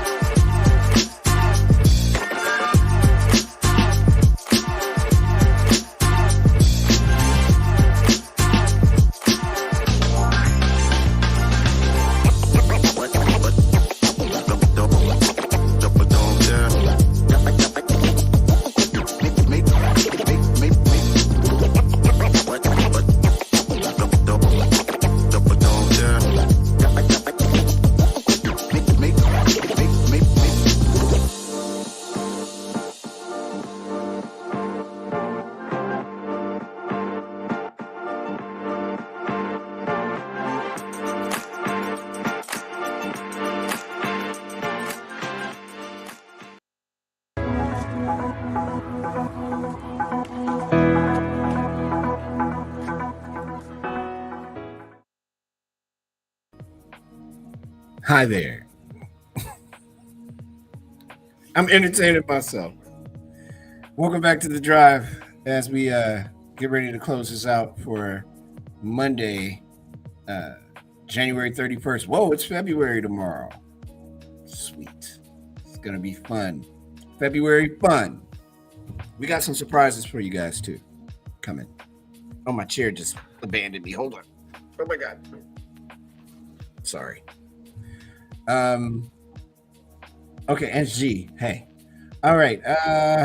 Here we go. A stranded dog was saved from a rising tide after rescuers attached a sausage to a drone. As the tide rose, it began to look perilous for Millie, the Jack Russell Whippet Cross, who had defied the efforts of police, firefighters, and coast guards to pluck her from treacherous mud flats. So the rescuers had to think imaginatively and came up with the idea of attaching a sausage to a drone and hoping the scent of the treat would tempt Millie to safety. It worked gloriously, and Millie has been reunited with her grateful owner after following the dangling sausage to higher, safer ground. Another band name, Dangling Sausage. Write it down. Millie disappeared after slipping her lead in Von Hampshire, and after and after frantic public appeals was spotted on the mud flats in danger of being engulfed by the tide. She resisted efforts to encourage her to a safer spot until a drone pilot suggested attaching food to one of the unmanned aerial vehicles that had been used to track the dog. Quote, "It was a crazy idea," said Chris Taylor, the chair of the Denmead Drone Search and Rescue Team. But they pressed ahead, and after checking Civil Aviation Authority regulations, the MTOW, maximum takeoff weight, of their machines, the rescuers calculated they could attach a single sausage to a drone. Taylor said, quote, "One of the local residents on the beach where we were flying from supplied us with the sausages. I think they were from Aldi. The woman cooked them up for us and we attached them with the string.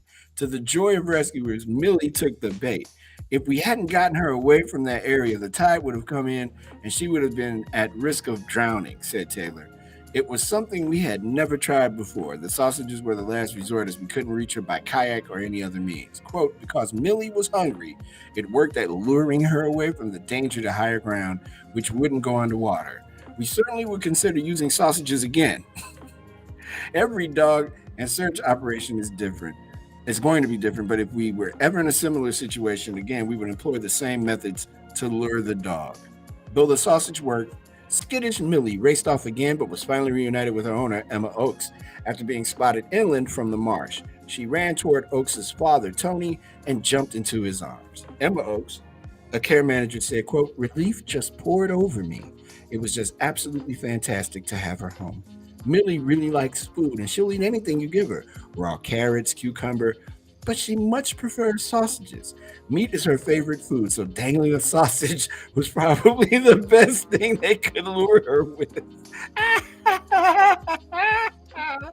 Millie's a rescue dog, so she's quite timid. She loves being at home more than anything, and now she's back. All she's doing is sleeping. She just sleeps and eats and looks at you as if to say, "I'm resting, leave me alone." I was worried you were gonna get through that story. Oh, it was hard. I wasn't expecting dangling sausages to affect me in such a way. I mean, that's a pretty cool story, though. It is a beautiful story. It's That's just like a couple weeks ago. We had the guy got the defibrillator. yes. Yeah. Now we got a dog It was the dangling saved by a sausages. sausage. I mean, that's next level. It's like a Monty Python script, man. The dangling sausage. Put the dangling sausage on the drone. Oh man, that's too good, there.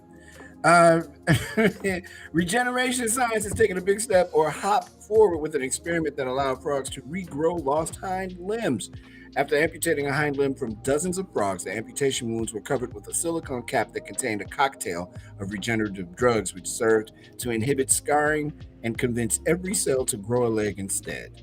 Researchers say the treatment triggered an 18-month process in which the frogs regrew a functional, though not perfect, limb.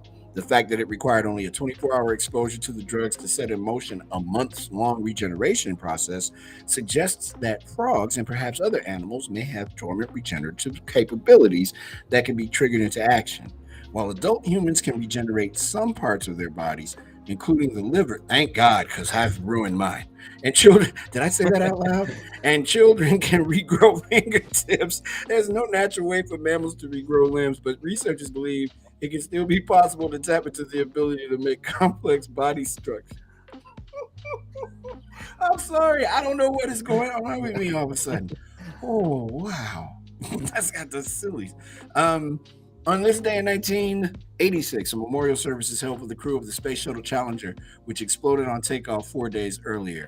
On this day in 1998, astronaut David Wolf returns to Earth aboard Space Shuttle Endeavour after 4 months on the Russian space station Mir.